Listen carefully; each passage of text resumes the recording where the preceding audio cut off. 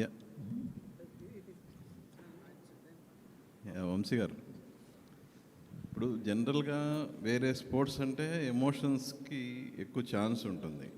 అంటే ఆట ఆడేటప్పుడు దెబ్బలు తాగటం కానీ అటువంటి కొంచెం ఎక్కువ స్కోప్ ఉంటుంది. బట్ వాలీబాల్కి ఆ ఛాన్స్ లేదు. సో హ్యూమన్ ఎమోషన్స్ని ఎలా మిక్స్ అయిపోతున్నారు? సార్ నిజం చెప్పాలంటే వాలీబాల్లో ఇంకా emotion sir.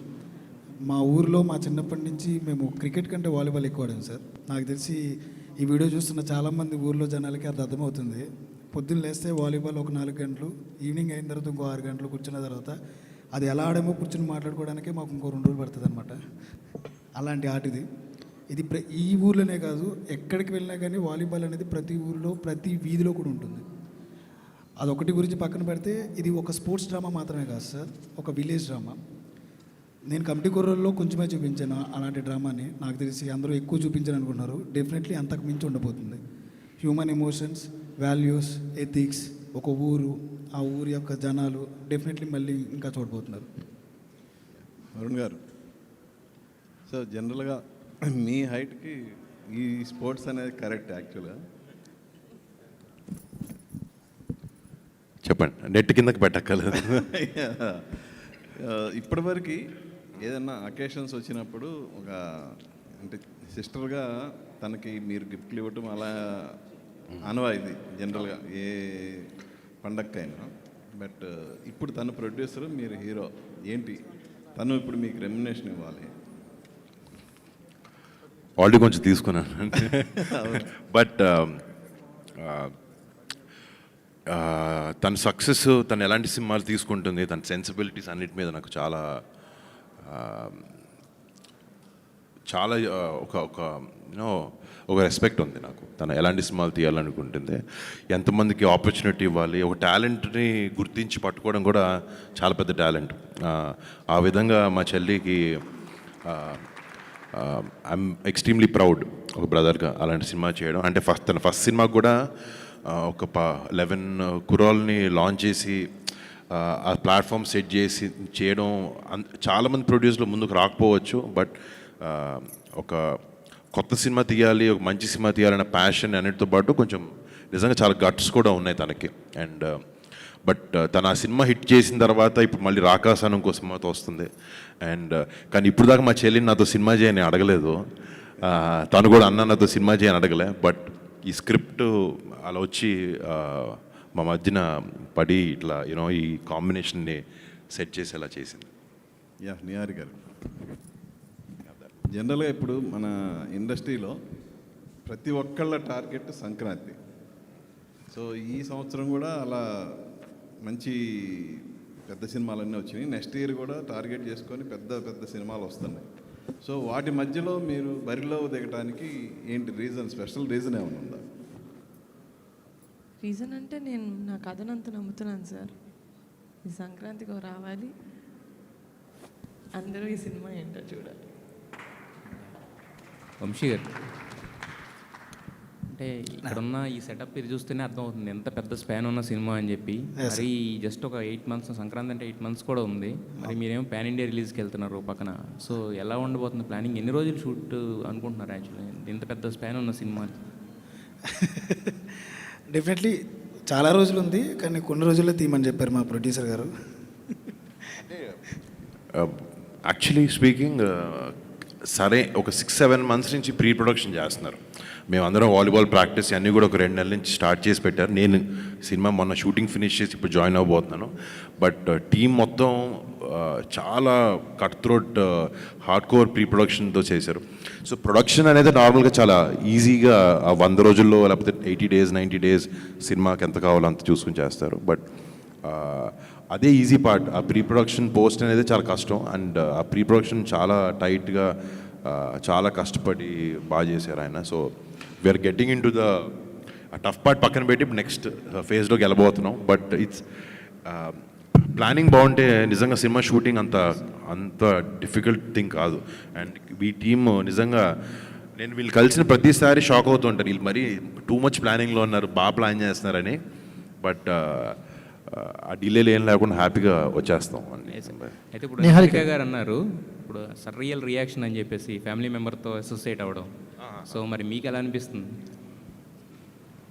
Of course definitely చాలా హ్యాపీ ఇదే. అంటే ఇది ఓవర్ నైట్ సింక్ అయింది కాదు కాబట్టి మేము 6 నెలల నుంచి 4 నెలల నుంచి మాట్లాడుకుంటున్నాం ఈ విషయం. డెఫినెట్లీ చాలా హ్యాపీ. యాక్చువల్లీ మొన్న చాలా విషయాల్లో నాకు ఒక కైండ్ ఆఫ్ ప్రమోషన్ లేకపోతే ఒక సినిమా ఒకటి అలవాటు పడిపోయి ఉంటుంది.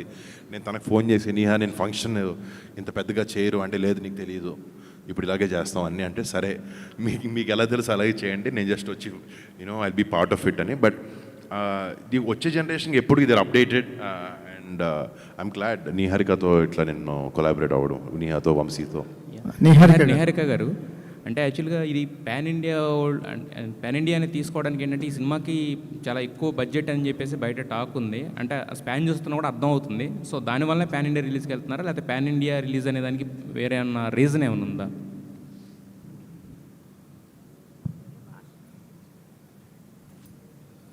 వేరే భాషల వాళ్ళకి అర్థం కావాలని వేరే లాంగ్వేజెస్ రాసామండి. అందరికీ మనం చేసే సినిమా రీచ్ అవ్వాలని. కానీ నేను పాన్ ఇండియా ఫిలిం చేస్తాను, లేకపోతే తెలుగు సినిమానే పాన్ ఇండియాలోకి చూపిస్తాను, అది రిలీజ్ అప్పుడు చూస్తారు. నిహారిక గారు మీరు అంటే హీరోకి వెళ్ళారు కానీ టీంని మార్చలేదు, సేమ్ టీంతో ట్రావెల్ అవుతున్నారు. So that's a good thing అండి. ఎందుకంటే హీరో మారినప్పుడు జనరల్గా టీం కూడా మారుతుంటుంది. మీరు మీ టీంలోకి హీరోని తెచ్చుకున్నారు. సో దట్స్ గుడ్ థింగ్ అనిపిస్తుంది. ఇంకోటి రియల్ ఇన్సిడెంట్స్ ఏమన్నా కనిపించవచ్చా? రియల్ ఇన్సిడెంట్స్ ఏమన్నా ఇన్స్పిరేషన్ ఉందా ఈ సినిమాకి? Real incidents real incident sir, Vamsi garu ఏ సినిమా చేసినా రియల్ ఎమోషన్స్ ఉంటాయి sir. And the emotions come from some real situations, అంతే. వంశీ గారు, ఈ కథని బరిలో తెగడానికి మీకు ఎంత టైం పట్టింది? అంటే కమిటీ కూరల తర్వాత ఇదే కథ అనుకున్నారా, లేకపోతే ఈ కథ మీకు ఎలా ఆప్షన్ అయింది? అంటే ఇది కాదండి, వేరే కథ అనుకున్నాను నేను. తర్వాత కమిటీ కుర్రోళ్ళు అవ్వగానే ఒక 1 year తిరిగా. ఆ తర్వాత ఎందుకో ఇది వర్కౌట్ అవ్వట్లేదు, మన టైప్ ఆఫ్ మైండ్ సెట్ ఇంకేదో చేయాలని చెప్పి దెన్ ఒక కథ అనుకున్నా వాలీబాల్ బేస్డ్ మీద. నాకు ఎవరూ కనపడలేదు ఇంకా వర్ణన తప్పితే. ఈ నిహారిక గారి దగ్గరికి మళ్ళీ అటు తిరిగి మళ్ళీ నిహారిక గారి దగ్గరికి వచ్చాను అనమాట. మేడం నాకు కథ చెప్తా, నాకు ఎవరు కావాలో అడుగుతా అని చెప్పి ఒక 15 minutes కథ చెప్పి నాకు వరుణ్ గారు కావాలి అని అడిగాను అనమాట. అంటే కథ వినగానే మేడంకి నచ్చింది. సరే నువ్వు ఇలా కాదు నా దగ్గరికి వచ్చి వరుణ్ గారు అని చెప్పడం కాదు, కథ బాగుంది, ముందు కథ రాసేయండి పూర్తిగా, ఆ తర్వాత నిజంగా వరుణ్ గారికి సెట్ అవుతుందంటే అప్పుడు వెళ్దాం అన్నారు. మళ్ళీ 3 months తర్వాత మళ్ళీ కథ మొత్తం పూర్తి చేసుకుని మేడం దగ్గరికి వెళ్ళా. Yes this is for Varun garu అని మేము అనుకున్న తర్వాత దెన్ వీ అప్రోచ్డ్ వరుణ్ గారు. అలా అయిందనమాట. It takes nearly 1.5 year time. Good luck sir. Thank you. Niharika గారు, మేడం ఇప్పటిదాకా మీరు ఆడిన గేమ్ అంతా ఒక నదిలో ప్రశాంతంగా తిరిగిన వాతావరణంలా ఉంటుంది. ఇప్పుడు ఇది సముద్రంలో ఈతలాగా ఉంటుంది. ఎందుకంటే సంక్రాంతికి వస్తున్నామని ముందే డేర్గా చెప్పడం అనేది ఇంతవరకు షూటింగ్ కూడా స్టార్ట్ అవ్వకుండా చాలా పెద్ద గేమ్. ఎవరికన్నా చెక్ పెట్టడం కోసం ముందు ఇలా అనౌన్స్ చేస్తున్నారా, లేకపోతే మీకు నిజంగా పర్ఫెక్ట్ ప్లాన్ ఉండిందా? అంతే సార్. అంటే మేము ఎప్పుడు సార్ ఈ సినిమానే కాదు సార్, మేము ఫస్ట్ సినిమా కమిటీ కుర్రోళ్ళు అప్పటి నుంచి మేము ప్రీ ప్రొడక్షన్ చాలా ఎక్కువ చేసి షూటింగ్ డేస్ క్లుప్తంగా ఫినిష్ చేసుకుంటే I think that's the best way of working. అప్పుడు ప్రొడక్షన్ అప్పుడు మనకి ఇంకా క్లారిటీ ఉంటుంది. ఈ సినిమా కూడా మేము చాలా మంత్స్ నుంచి ఐ మీన్ వరుణ్ గారు కొన్ని మంత్స్ బ్యాక్ వచ్చారు, కానీ Vamsi garu more than year నుంచి we been working on this. So అది ప్లానింగ్ పర్ఫెక్ట్గా జరిగింది కాబట్టి మేము షూట్ డేస్ తక్కువ. సో యాక్చువల్గా చూసుకుంటే మాకు చాలా టైం ఉంది సంక్రాంతి వరకు. యాక్చువల్లీ రాఖీ పండగకి సిస్టర్కి గిఫ్ట్ ఇస్తానంటారు. ఒకవేళ మీ బ్రదరు రాఖీకి సందర్భంగా మీకు ఇలాగా ఒక డేట్స్ గిఫ్ట్ ఇచ్చారా అన్నట్టుగా అనిపిస్తుంది. రాఖీ రోజే చెప్పాడు సార్ సినిమా చేస్తానని. ఓకే అండి, ఆల్ ది బెస్ట్. యదువంశి గారు హాయ్ అండి. యాక్చువల్లీ మీరు ఆడిషన్ చేశారు కొత్త వాళ్ళకి ఈ సినిమాకి సంబంధించి. అంటే మీ ఫస్ట్ సినిమాకి కూడా చాలా బంచ్ ఆఫ్ యాక్టర్స్ని ఇంట్రడ్యూస్ చేశారు. దీంట్లో వరుణ్ తేజ్ గారు కాకుండా ఇంకా మిగతా ప్యాడింగ్ కానీ అందరినీ కానీ కొత్త వాళ్ళని ఇంట్రడ్యూస్ చేయబోతున్నారా? బంచ్ ఆఫ్ యాక్టర్స్ ఉండబోతున్నారా? చాలా మంది ఉండబోతున్నారండి, చాలా మంది ప్లేయర్స్ కావాలి మాకు. ఇంకా ఎక్కువ మంది అంటే ఇందాక అనుదీప్ చెప్పినట్టు ఒక పెద్ద హీరో వచ్చిన తర్వాత డెఫినెట్లీ చుట్టూ ఉన్న వాళ్ళందరూ కూడా ప్యాడింగ్ కానీ ఆర్టిస్టులు కానీ ఎక్కువ మంది కావాలంటారు. బట్ నాకు వచ్చిన అదృష్టం ఏంటంటే వరుణ్ గారు కానీ నిహారిక గారు కానీ ఈవెన్ హీరోయిన్ దగ్గర నుంచి అందరినీ న్యూ ఆర్టిస్టులకు వెళ్దామని చెప్పారు. That is very good thing. And అందరూ తెలుగు వాళ్ళకి వెళ్దామని కూడా చెప్పారు, మాకు కావాల్సిన హీరోయిన్తో సహా. సో హీరోయిన్ కూడా మాకు తెలుగు వాళ్ళకే వెళ్దామని చూస్తున్నాం మేము. We are searching for one new girl.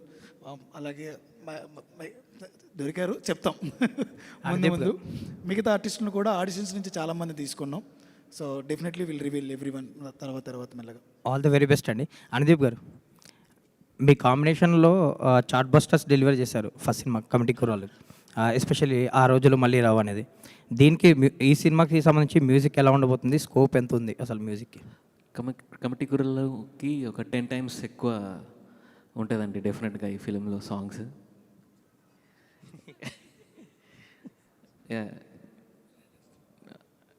10 times మంచి సాంగ్స్, మంచి క్వాలిటీ, ఎవ్రీథింగ్ టు మ్యాచ్ మా హీరో గారు and the production house and the story. Especially స్టోరీలోనే చాలా మంచి స్కోప్ ఉంది. సో ఆబ్వియస్లీ వంశీ గారి టేస్ట్ చాలా బాగుంటుంది, మ్యూజిక్ టేస్ట్. సో డెఫినెట్లీ చాలా మంచి సాంగ్స్ వస్తాయండి. సో మళ్ళీ చార్ట్ బస్టర్స్ రాబోతున్నాయి అయితే. డెఫినెట్గా అండి. ఆల్ ది వెరీ బెస్ట్ అండి. Thank you so much sir. Thank you sir. Varun Tej గారు, హలో సార్ నిన్న రామ్ చరణ్ గారు కుస్తీ పట్టారు బరిలో దిగి, మీరు ఈరోజు వాలీబాల్ బరిలో దిగుతున్నారు మళ్ళీ మీరు. యాక్చువల్గా మీకు ఇది కొత్త కాదు, అంతకుముందు గని ఒకటి చేశారు ఒకటి, దానికోసం ఎంత మేకవర్ అయ్యారో మేము చూసాం, మేము స్క్రీన్ మీద కనిపించింది అది. ఈ సినిమా కోసం మీ మేకవర్ ఏంటి, దీనికోసం ఏం ప్రాక్టీస్ చేశారు, ఏం చేస్తారు? అంటే చేస్తున్నాను డెఫినెట్గా. లక్కీగా నేను వాలీబాల్ కాలేజ్ టైంలో అంత బాగానే ఆడాను ఒక కొన్ని సంవత్సరాల వరకు. దెబ్బలు తగిలించుకొని ఇంక షూటింగ్ డేట్లు పాడైపోయానని చెప్పి ఆపేసా. బట్ ఇప్పుడు సినిమా కోసమే మళ్ళీ ఆడాల్సి వస్తుంది, మళ్ళీ నేర్చుకోవాల్సి వస్తుంది. లక్కీగా వచ్చు కాబట్టి అంత స్ట్రగుల్ ఉండదు బేసిక్స్ నుంచి. బట్ నాకు ఇష్టమైన ఆట కూడా బాగా ఇది.